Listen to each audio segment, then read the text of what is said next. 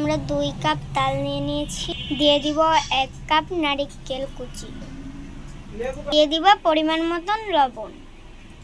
এর ভেতরে আমরা 2 কাপ তালের ভেতরে 1 কাপ গুড় দিয়ে দিব। এর ভেতরে আমরা 2 কাপ চাউলের গুঁড়া দিয়ে দিব।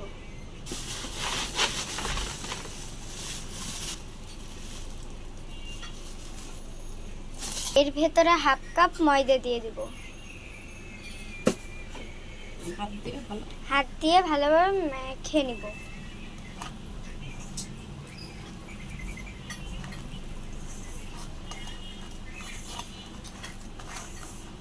আমরা এখানে একটি ব্যাটার তৈরি করে নিয়েছি। এভাবে এরকম ব্যাটারটি হতে হবে। এখন এটাকে আমরা চুলায় নিয়ে যাব।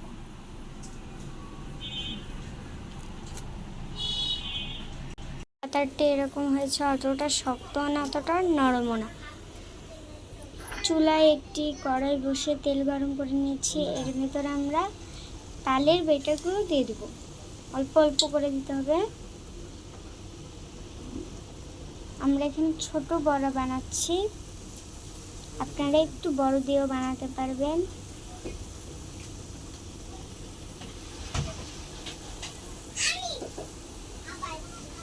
তাল ঘরে থাকলে এই পিঠার রেসিপিটা আপনারা বাসায় বানাতে পারবেন।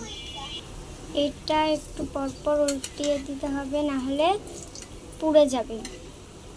দেখছেন একটু পরপর উল্টানোর ফলে এটা লাল হয়ে যাচ্ছে।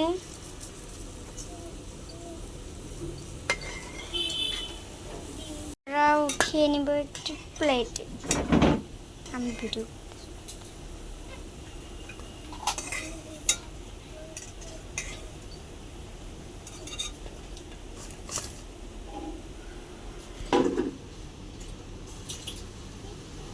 এভাবে করে আমরা সবগুলো পিঠা ভেজে নামিয়ে নিয়েছি।